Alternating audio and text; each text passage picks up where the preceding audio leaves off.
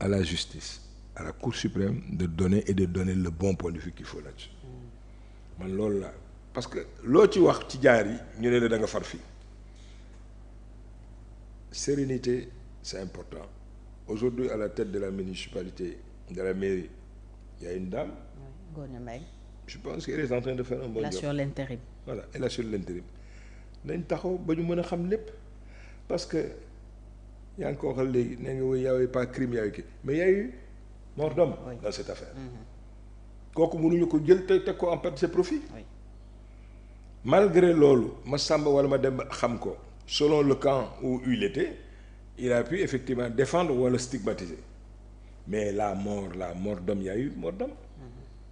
mooy li may wax toujours sérénité parce que y a des choses qui te rappellent forcément cette dame-là est en train d'assurer l'intérim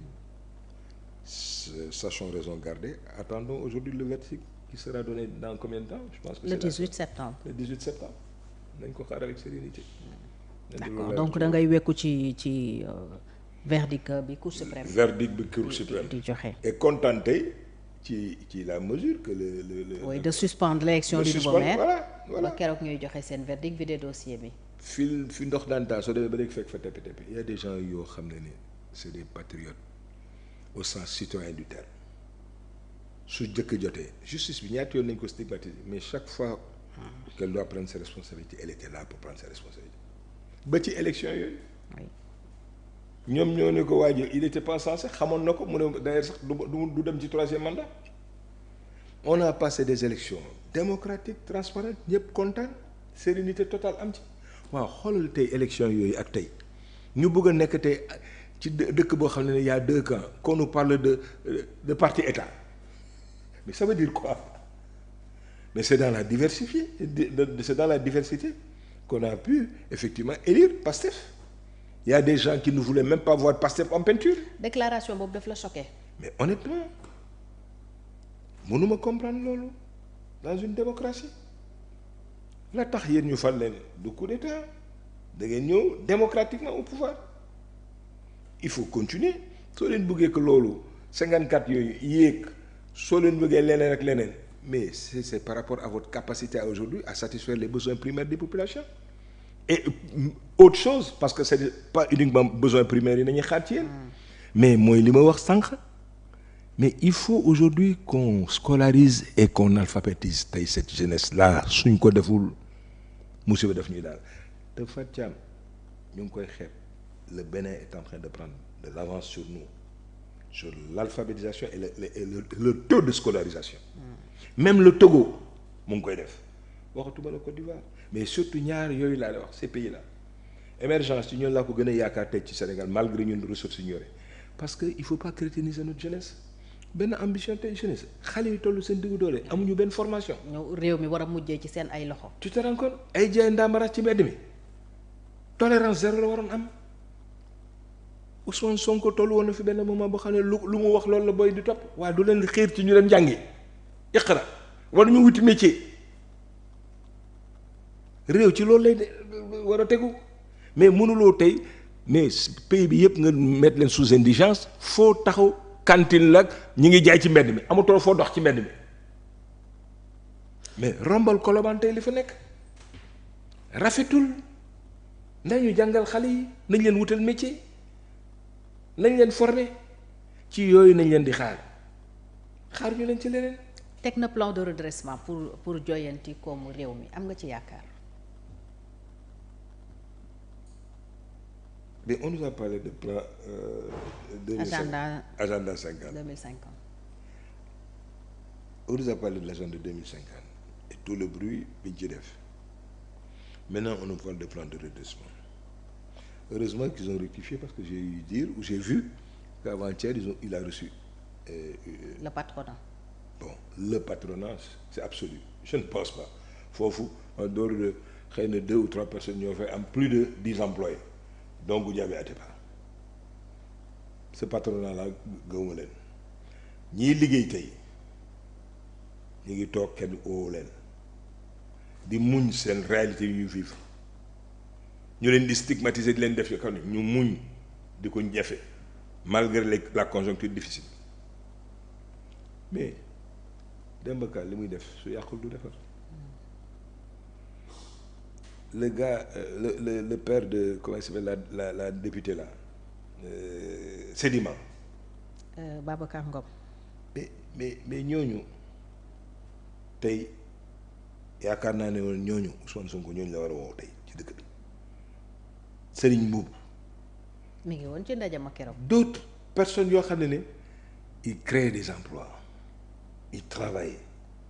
dans la sérénité partage ak ñoom ce plan de redressement là ak seen contribution au départ parce que la réforme fiscale c'était pas partagé dañ ci wax liggéey ñoom ba pare doon ko imposer nit ci te dañ ci waroon waxtaan dañ ko waroon pencoo ci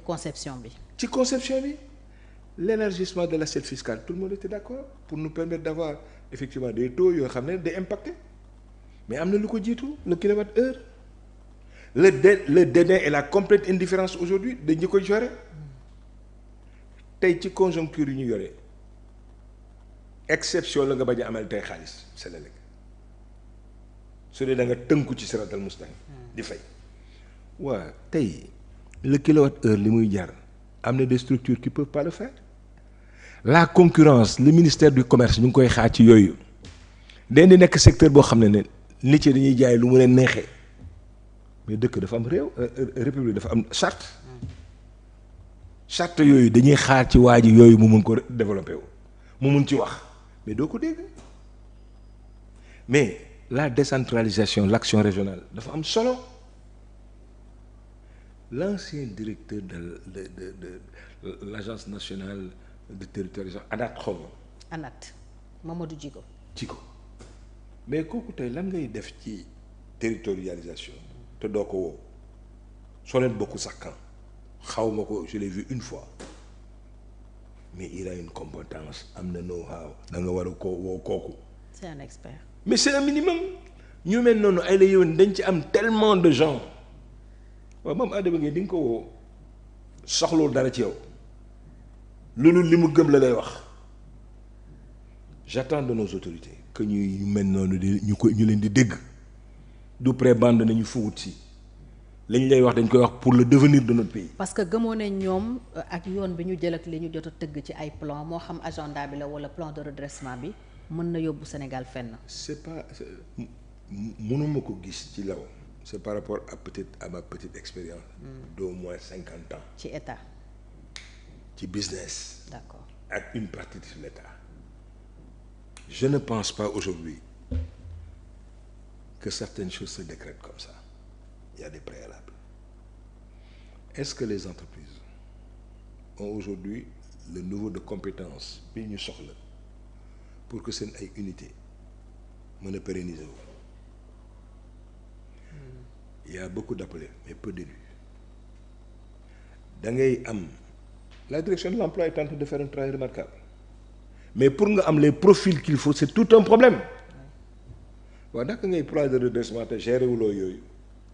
ndax les stocks sont suffisamment fournis au niveau des compétences pour les entreprises. Quel système d'enseignement l'enseignement général certes est une bonne chose, ça permet d'avoir des universitaires dans d'autres domaines d'ingénierie, etc. Mais on a besoin, à l'instar de pays comme la Belgique, l'Espagne, le Japon, d'avoir benn stade intermédiaire boo xam ne dañuy am qualification bi ñu soxla. Dans le secteur du BTP dafa ndërmelu woon soo allez reprendre je souhaite qu'on le fasse avec des chefs maçons sénégalais non pas guinéens, encore moins de Sierra Leone wala de Guinée-Bissau parce que ñooñu ñoo doon chef d'équipe yi amuñu woon c'était rare parce que ay mag la yoo xam ne tollu nañu benn niveau boo xam ne la relève n'était pas là mais problème la pour avoir aujourd'hui un spécialiste ci carreau yi un spécialiste pour électricité yooyu soo ko réglé wul day poser problème ensuite mais il faut que nga wax entreprise yi lan ngay xaar ci ñoom